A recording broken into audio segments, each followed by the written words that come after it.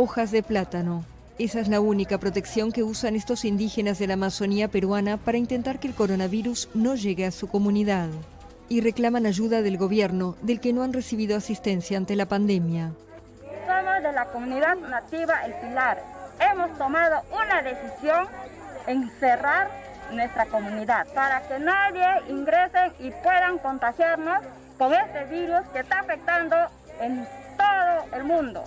Señor Presidente de la República, nosotros somos de comunidades nativas y tenemos los mismos derechos que tienen las ciudades. El Pilar, con unos 200 pobladores, es una de las 37 comunidades nativas en Madre de Dios, región fronteriza con Brasil y Bolivia. El gobierno reconoció la semana pasada que no está atendiendo adecuadamente a las comunidades amazónicas y andinas ante la emergencia sanitaria. Para que no ingresen.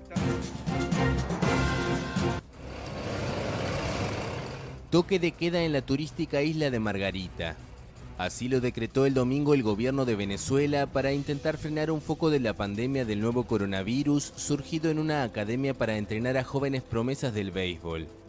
Y ese toque de queda se mantendrá en vigencia hasta tanto las autoridades podamos informar al país que se ha controlado la vía o se ha logrado detectar todos los casos. El 17 de abril, el gobierno chavista denunció que una escuela de béisbol se convirtió en un foco de la pandemia luego de que 2 de sus miembros llegaran desde República Dominicana contagiados por la enfermedad. La Fiscalía abrió una investigación y dictó privativa de libertad para 5 personas, 4 de ellas vinculadas a la academia, por desacatar el decreto de cuarentena. Existen más de 150 academias para cazar talentos del béisbol en Venezuela, el deporte rey en el país.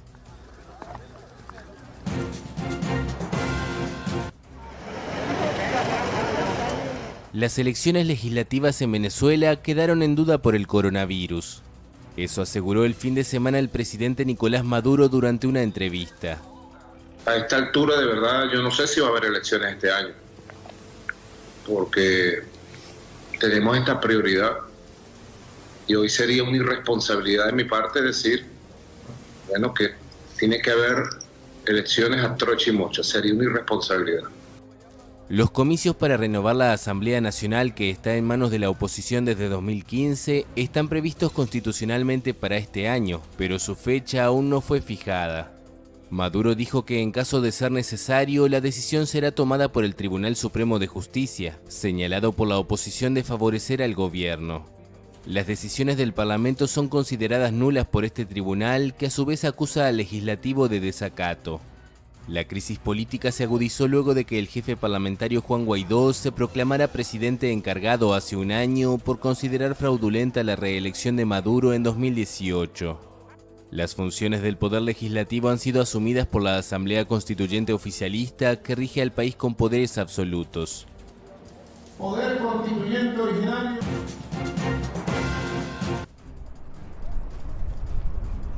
La curva de la epidemia del nuevo coronavirus parece estar en su fase descendente en Nueva York, según informó el domingo el gobernador Andrew Cuomo, quien, no obstante, hizo un llamado a la cautela para no poner en peligro los avances alcanzados.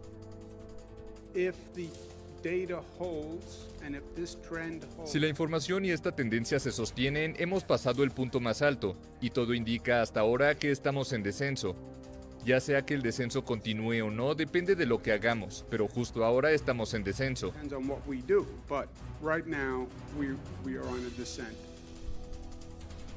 Varios neoyorquinos decidieron salir a los parques para relajarse tras semanas de confinamiento impuesto para prevenir el contagio de COVID-19. Nueva York es el epicentro de la epidemia en Estados Unidos, el país más afectado por el coronavirus, que ya deja más de 740,000 casos confirmados y 40,000 fallecidos.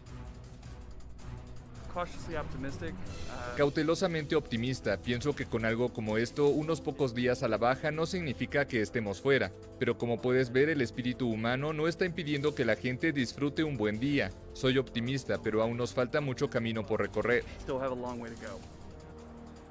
Mientras aumenta la presión para retomar las actividades en Estados Unidos, varios estados han empezado a relajar las actividades de distanciamiento.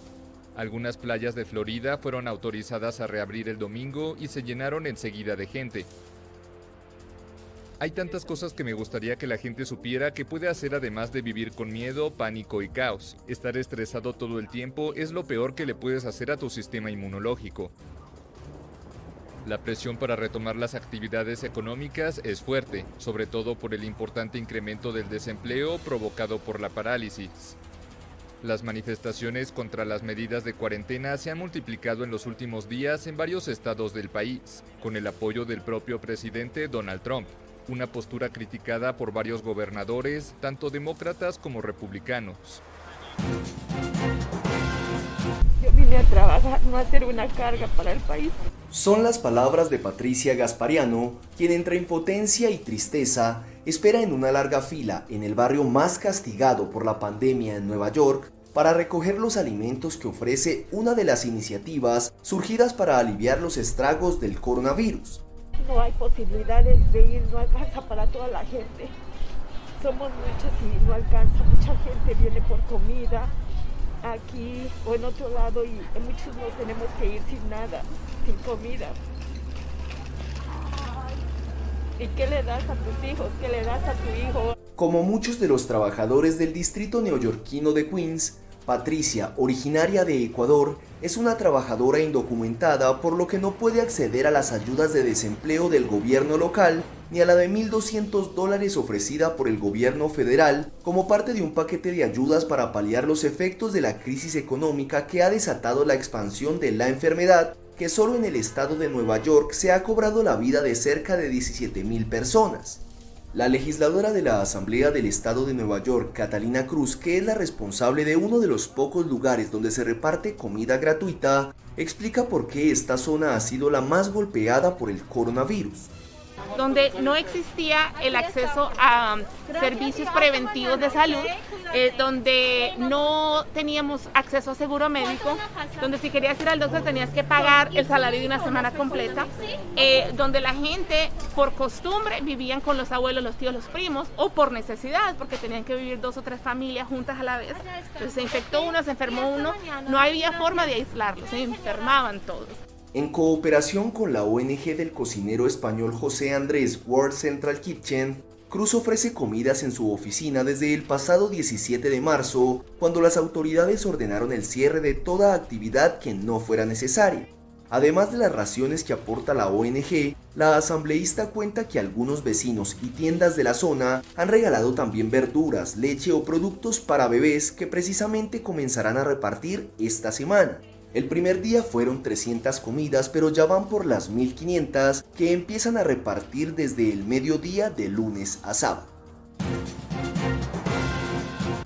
Los efectos del coronavirus en la economía española están resultando estremecedores para las empresas. La mayoría de los afectados por los ERTEs, casi 4 millones de trabajadores, han cumplido un mes sin ingresos. Paralizar la actividad ha supuesto un golpe durísimo para los autónomos, entre ellos Álvaro González, director de todochofer.com, una empresa que proporciona conductores.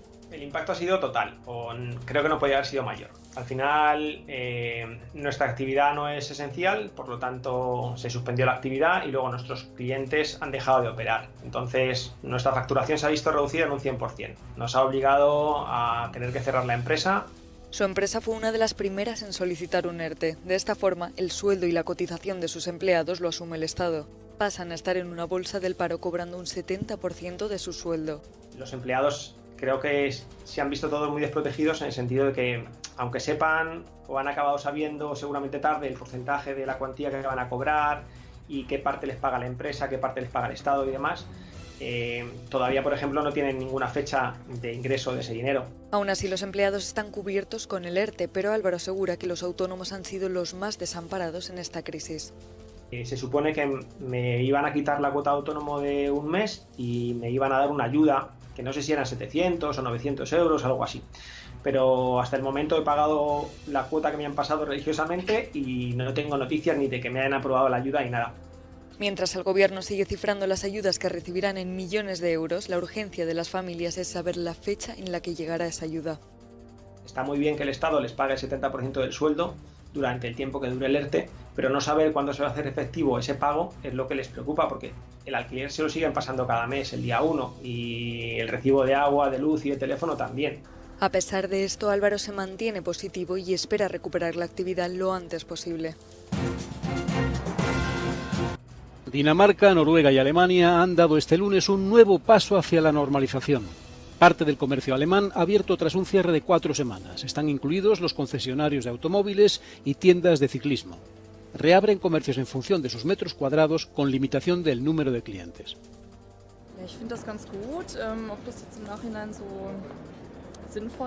Creo que esto está bastante bien. Que sea ahora el momento, más tarde, creo que será más una cuestión de opinión. Bueno, sí, creo que es bueno, porque ahora la gente puede salir un poco más y la normalidad está un poco más cerca otra vez. Alivio también en Dinamarca, lista de espera para la peluquería, clientes acumulados en una cita largamente aplazada que al final podrá cumplirse. Los peluqueros vuelven a abrir sus puertas tijera en mano. Noruega comienza a reabrir comercios, guarderías y escuelas después de un mes de cierre. El nuevo paso hacia la normalización incluye también el pequeño comercio. En casa seguimos las recomendaciones de las autoridades sanitarias. Entonces, cuando nos recomiendan salir, confiamos en que será relativamente seguro. Por supuesto, no estamos seguros del todo, pero estoy de acuerdo en que es el momento de hacerlo. Y está muy regulado, como pudimos ver cuando llegamos a la guardería y dejamos al niño. Está muy regulado y bien planificado. Mientras, en Italia, la expansión de la pandemia sigue dando muestras de reducirse. Algunos comercios vuelven a la vida, como es el caso de las librerías, papelerías y tiendas de ropa para niños. España entra en la 6ª semana del estado de alarma por el coronavirus, en pleno debate sobre cómo deberá llevarse a cabo el alivio de las medidas de aislamiento y pendiente de conocer los detalles de la salida a la calle de los niños, prevista a partir del 27 de abril. En la reunión que este domingo mantuvieron los líderes de las comunidades autónomas con el presidente del Gobierno, la mayoría ha reclamado la gestión propia de la desescalada para adaptarla a la particularidad de su territorio. También han pedido medidas de apoyo al sector turístico por ser el que más va a sufrir el impacto de la crisis. El anuncio de Pedro Sánchez de permitir a los menores salir a la calle ha sido bien recibido por los presidentes autonómicos. Aunque Sánchez no precisó el rango de edad, valoró como punto de referencia y de partida el que marca la Ley de Salud Pública, que establece el límite de los 12 años. El Gobierno ha anunciado además que fijará el precio máximo de venta de mascarillas, guantes de nitrilo y geles antisépticos o hidroalcohólicos para garantizar el acceso de la población a estos productos tan importantes para evitar el temido rebrote. España cerró la 5ª semana de confinamiento con la menor cifra de muertos en un mes, un dato esperanzador con el que el país afronta una nueva prórroga del estado de alarma que se alargará al menos hasta el próximo 9 de mayo. Este hotel en Madrid es durante unos días el hogar de quienes no lo tienen y han de estar aislados por culpa del coronavirus. Hay centros de acogida para personas sanas sin hogar. El Ayuntamiento y la Comunidad de Madrid han puesto en marcha este hotel coordinado por Cruz Roja para los que han de guardar cuarentena. Para permitir que personas sin hogar o en situación de exclusión residencial puedan realizar el aislamiento adecuado en caso de presentar síntomas de COVID. La primera vía de entrada son los propios hospitales, personas que han tenido una primera fase de tratamiento más intensiva y que aún requieren aislamiento, y por otra parte los propios centros. En los centros nuestros estamos hablando ahora mismo de más de 1.500 personas que tenemos alojadas. Puede haber personas que en un momento determinado desarrollen el COVID. En sus habitaciones, casos individuales, pero también familias. La madre con un cuadro clínico más grave que está en un hospital y el padre se había quedado con los dos menores en un lugar que no reunía condiciones para hacer un aislamiento en condiciones. Y entonces pues se han venido para acá. Detalles para los más pequeños. Estamos empezando a gestionar juguetes que hemos recibido de donaciones. El requisito para estar en este hotel, guardar el aislamiento. Si tienen adicciones no es un problema siempre y cuando la adicción esté tratada y controlada. Nosotros lo que hacemos es informarles, orientarles, derivarles, seducirles para que accedan a la red. Pero aún así hay personas que rechazan ese tipo de recursos. Los expertos observan un menor contagio entre personas en riesgo de exclusión porque son menores sus relaciones sociales. Este lunes, Italia reduce el número de positivos por coronavirus. Es la primera vez desde que comenzó la emergencia el 21 de febrero. El país registra más de 181.200 contagios totales, 2.256 más en 24 horas. Es la cifra más baja desde el 10 de marzo. Italia registró 454 muertes más en 24 horas, en línea con las registradas en los últimos 3 días. El jefe de Protección Civil, Angelo Borrelli, subrayó que hay 2.537 personas en cuidados intensivos, 62 menos en 24 horas, y el número más bajo desde hace un mes. Son datos alentadores que permiten al país tomar conciencia de que está controlando el coronavirus, pero Borrelli insistió en que todavía no hay que bajar la guardia. El Observatorio Nacional de Salud de las Regiones Italianas elaboró un estudio en el que vaticina cuándo las regiones contabilizarán 0 contagios. Sostiene que las primeras serán Basilicata y Umbría a finales de abril, mientras que las últimas serán Lombardía y Las Marcas a finales de junio. El gobierno italiano ha decretado el confinamiento nacional hasta el 3 de mayo y después se prevé que el país inicie progresivamente su desescalada. De momento se desconocen los tiempos que maneja el Ejecutivo, que detalla el plan con el comité científico. Unos 50.000 bares, restaurantes y discotecas corren el riesgo de echar el cierre definitivamente en Italia tras la pandemia. Esa es la advertencia lanzada por la Federación Nacional de Establecimientos Públicos, que exigió medidas urgentes al gobierno. La federación calcula que el bloqueo del país para evitar los contagios por el coronavirus costará unos 30.000 millones de euros en pérdidas a bares, restaurantes, pizzerías, discotecas, pastelerías, catering, cadenas de restauración o chiringuitos. Según la FIPE, el sector se encuentra en una crisis profunda que amenaza con cerrar definitivamente 50.000 establecimientos y acabar con 300.000 puestos de trabajo. Por ello piden al gobierno italiano un esfuerzo determinado para salvar a un sector que con 85.000 millones de facturación y 1,2 millones de empleados es la locomotora del turismo y la economía del país. La FIPE denuncia que las ayudas hasta ahora son una respuesta parcial, pues aún no se ha garantizado su liquidez y la garantía propuesta por el Estado para préstamos máximos de 25.000 euros está lejos de las exigencias de las empresas. Los gobiernos alrededor del mundo se enfrentan a un mismo dilema: ¿cómo y cuándo levantar el confinamiento por la pandemia del nuevo coronavirus? Alemania, por ejemplo, autorizó desde el lunes la apertura de la mayoría de las tiendas de menos de 800 metros cuadrados. Los clientes llamaban, pero era solo cuestión de tiempo. La situación era tal que era la única forma de salvarnos de este virus. Estamos felices de estar hoy aquí.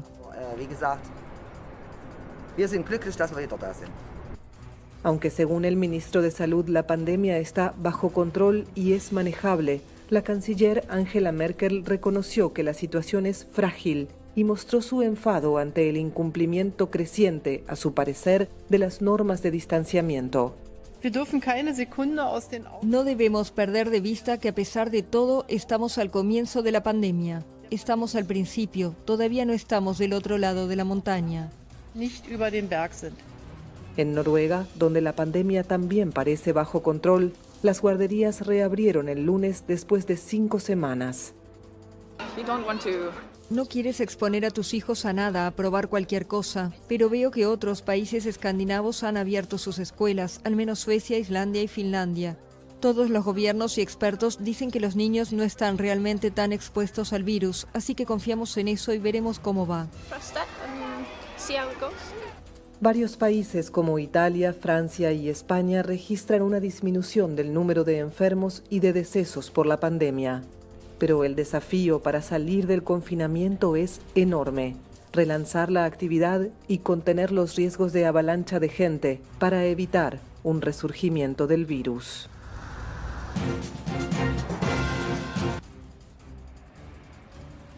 Singapur informó el lunes de un aumento récord de casos por coronavirus, con más de 1.400 nuevos contagios.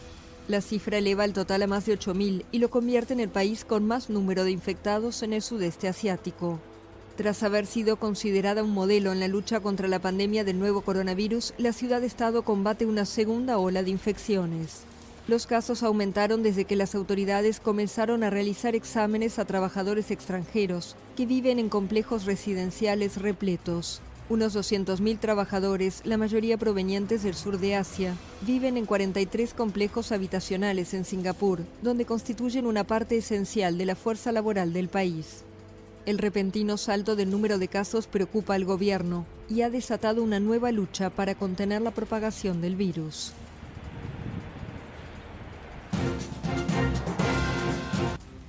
Una auténtica odisea es lo que han vivido los más de 1.800 pasajeros a bordo del Costa Deliciosa, un crucero de lujo al que el coronavirus pilló dando la vuelta al mundo. Ninguna de las personas que iban a bordo contrajo el virus. El aislamiento consiguió que permaneciese ajeno a la pandemia. Carlos Payá, uno de los pasajeros del crucero, lo define como un golpe de suerte. Lo más complicado para estos turistas ha sido regresar a casa, aunque no todos querían hacerlo cuanto antes. Tal y como cuenta Carlos Payá, muchos temían coger el coronavirus una vez pisasen tierra firme. Los 168 españoles a bordo han podido desembarcar este lunes en Barcelona, mientras los 400 pasajeros franceses han tenido que continuar el viaje después de que las autoridades del país rechazasen que el barco hiciese parada en Marsella, obligándoles a tener que regresar a sus casas desde Génova. A diferencia de otros cruceros, los viajeros del Costa Deliciosa han podido tener un final feliz. Los nuevos casos de coronavirus bajaron en China hasta 12, 8 de ellos procedentes del exterior, frente a los 16 contagios del sábado y los 27 del viernes. La Comisión Nacional de Salud informó que el país asiático continúa su tendencia a la baja entre los nuevos casos importados desde el exterior, después de que la semana pasada se registró un significativo repunte provocado por nacionales chinos llegados desde Rusia. Además, no se produjo ningún nuevo fallecimiento y hubo solo 2 nuevos casos sospechosos, ambos importados, en la ciudad de Shanghái. El total de casos confirmados procedentes del exterior se sitúa en 841, 43 de ellos en estado grave. En Wuhan, el foco de la pandemia, no se detectaron nuevos contagios y 4 pacientes fueron dados de alta. Los infectados activos en el país son ahora 1.031, 81 de ellos en estado grave, entre el total de 82.747 casos registrados desde el inicio de la enfermedad, de los que 74.084 han sido dados de alta y 4.632 han muerto. Respecto a las infecciones asintomáticas, se contabilizaron 49 nuevos casos, 5 de ellos procedentes del extranjero. Un total de 990 personas infectadas sin síntomas permanecen bajo observación.